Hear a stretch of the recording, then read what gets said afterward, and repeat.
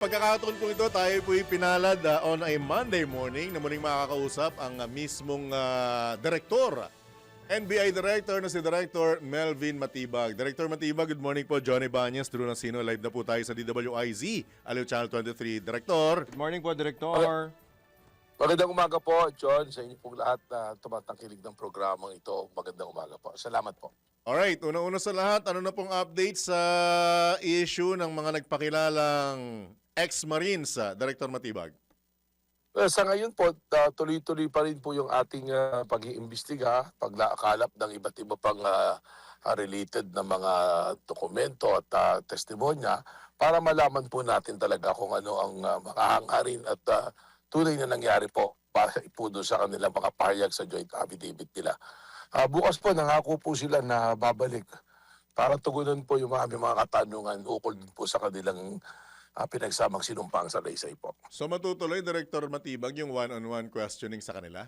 Kahit na ayaw ng kanilang mga abogado? Well, sana po pumayag sila. Kung hindi man, yung amin pong pakiusap sa kanila na mag-issue ng individual na na affidavit, ibigay po nila. Po. Sana po. Pinaggigiitan po ng abogado, with your indulgence, Director Matibag, na bakit daw po ang mga nagbunyag ang inyong iniimbestigahan, which is supposedly yung kanilang ibinunyag. Ano po ang reaksyon nyo dito? Alam po dyan, yun yung problema. Gumagawa po sila ng narrative na ganun para papaniwalain yung mga nakikinig sa kanila, yung taong bayan, na ginigipit sila at bakit sila ang tinatanong. Ang sinasabi lang naman po ng aming ahensya rito, sinusunod namin yung proseso. Ulitin ko po at napakaraming beses ko na pong sinabi itong halimbawa na ito. Halimbawa po kayo, Sir John, nagreklamo, pumunta kayo sa pulis, sa isang investigador, nagreklamo kayo na mayroong isang tao na may ginawang mali sa inyo at maaaring isang krimen. Agad po bang kinukuha ng pulis yung taong inyong inireklamo o kayo po muna itinatanong at tiniimbestigahan kung ano ang mga pangyayari at ano ang mga ebidensyang inyong idudulog para po usigin at imbestigahan yung taong inyong inireklamo.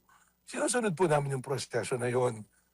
At pagka naman po napatunayan na talagang ang kanilang reklamo, ay meron kaming dahilan para ipatawag ang mga binanggit nila. Hindi po kami magdadalawang isip na ipatawag sila. Kung hindi pa po masyadong malinaw, ipapatawag pa rin po namin upang magbigay linaw po. Ano po yung nasa batas, Director Matibag, nasa dulo ng dila? Yung bigat ng pagpapatunay, nasaan nag-aakusa? Nasa nag-aakusa.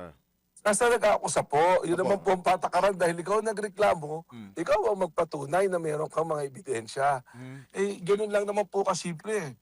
At katunayan, wala naman pong panggigipit na ginawa sa kanila. Kung napanood nyo po yung in-interview nila yung 16 nung mga vlogger, napakalino po nung sinabi ng dalawang nauna na maayos po ang treatment sa amin, professional po ang NBI.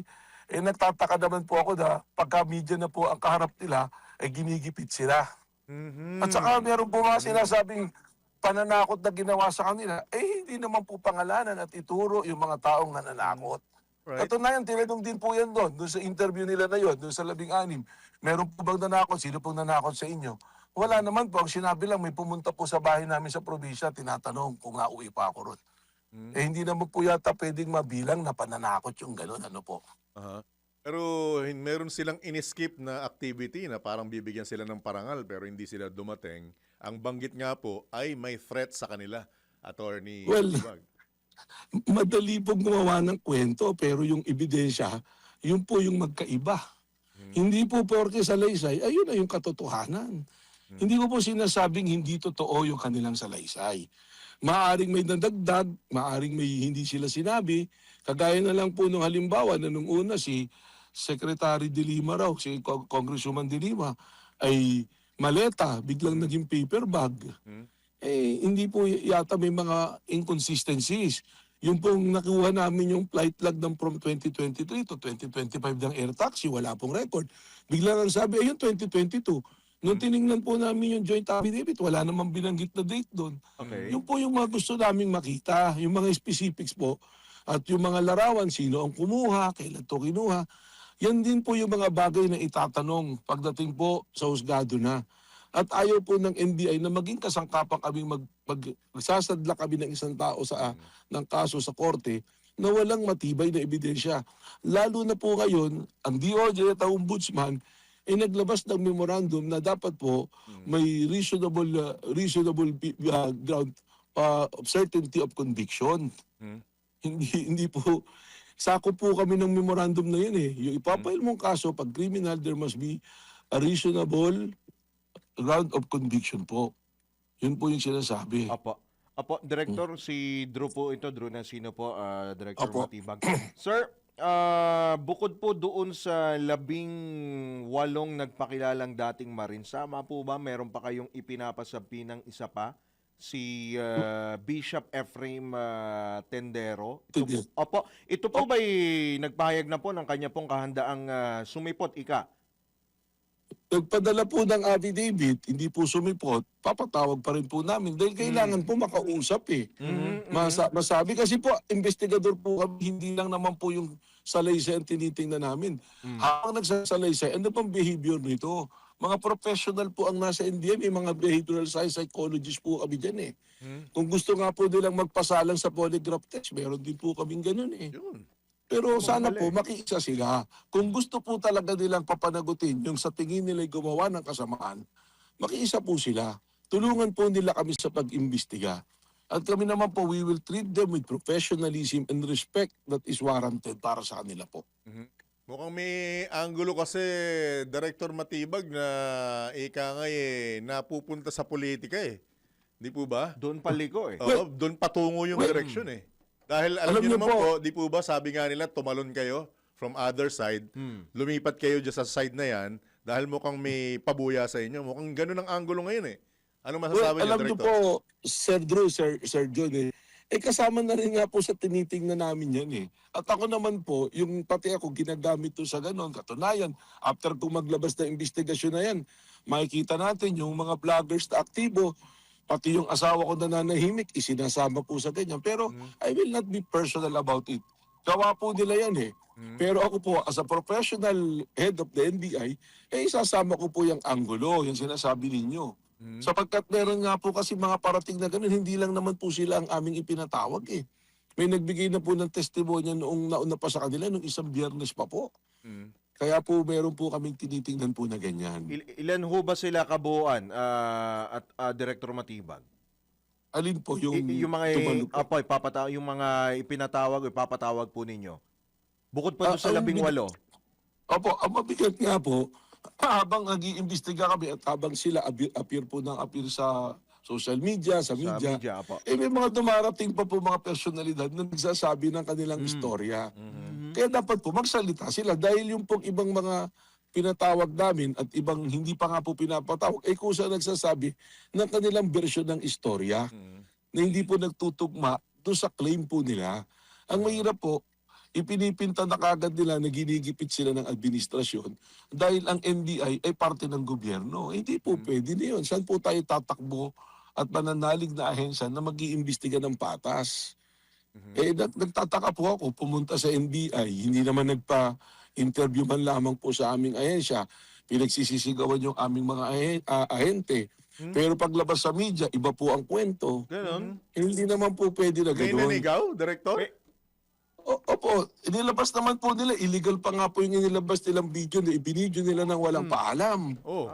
Nandun po bigla sa social media ni dating Congressman Mike Defensor tsaka ni Atty. Topacio na sinisigawan. Hindi, alam niyo po, yung mga ahente namin kung tutuusin, pwede po silang ikinasta doon for obstruction of justice. Pero alam niyo po, ang bilin ko po sa mga ahente, let's exercise maximum tolerance. Alam niyo, maaring mabastos tayo rito, pero yung pananaw ng tao kasi rito na nga, kailangan makita nila na patas at makita ang tiwala. Kaya po, in-extend na po namin yung mahabang pasensya po. So hindi niyo na nagtataka po habulin ako kasi- yung ganung hakbang, Director Matibag? Ano po? Hindi niyo na po hahabulin, kakasuhan yung ganung hakbang? Pakiulit po. Hindi niyo na po hahabulin, hindi niyo na po kakasuhan yung dalawa sa ganung hakbang? We will warn them. Actually, we warn them. Kasi po, Warning lang. opo, kasi nga po, siyempre yung publiko, nakikita yung binanggit nyo na nga po, kasama Drew, na baka may anggulo ng politika. Ayaw na po naming susugan na magmukha pa na ginigipit. Isipin niyo po kung pinusasa namin yon at i-detain doon. Iba po ang istorya, hindi po ba? Correct. Nagtataka po naman ako kay Atty. Topacio, malaking tao naman po siya. Bakit mapaka-iksi ng pasensya po niya? Aha. Alright. Yun po yung... So, yun may po yung habakan dapat tayo kong bukas, gusto Director sabihin. Matibag. Well, sana po bumalik sila at ang pakiusap ko, professional po tayong mag-usap-usap. Parehas lang naman po ang hangarin natin dito, hinahanap natin yung katotohanan eh. Naglabas po kayo ng istorya, pabayaan nyo naman po kaming gawin ang aming trabaho, namin pong i-validate kung ang istorya pong inyong inilalabas ay tumutugma sa mga ebidensyang inyo pong sinasabi at inilalabas. Po, Director, last na lang po on my part. Sakali naman pong hindi sumipot itong mga ipinapatawag po ninyo o kung hindi sila kompleto, ano-ano ang magiging hakbang, senaryo po, posible maging senaryo po bukas? Well, kami po, tatapusin namin po investigasyon, pero base po rin sa kanilang mga binigay lamang at nakakalap naming ebidensya, yun po yung aming magiging rekomendasyon at magiging findings. At kung hindi po sila sumisipot sa mga sampina namin, wala man po kaming contempt power, pero we are deputized by the Office of the Ombudsman who has a contempt power. And under the rules of court, kung may subpoena power, we can go to court and ask for a issuance of a contempt. Meron po naman, may mga proseso po at pipilitin po namin na makinig sa lahat po ng anggulo para po magkaroon ng resolution po itong mga katanungan dito. Alright. At as much as we want to, pero alam naming tali ang oras ninyo at oras din namin, Director. From time to time, aabalahin po namin kayo with your indulgence for update, sir. Salamat po. Opo, sapagkat gusto po namin ito para nalalaman po ng publiko kung ano po ang totoo Magkaroon po ng nangyayari. linaw. Apo. Apo. Salamat Alright. po. Thank you so much, sir. Director, good morning. Good luck morning. po, good Ingat luck. po, Ingat po ingat kayo. Maraming salamat po. Right. Kung mga kabalitan, kabalitaktakan, si NBI Director Melvin, hindi nila matitibag. Thank you for watching. Tuloy lang ang panonood at pakikinig ng tamang balita sa DWIZ News, DWIZ News FM Regional, DWIZ News TV, Aliw Channel 23 nationwide. Mag-follow, like, subscribe at i-share ang aming mga social media accounts.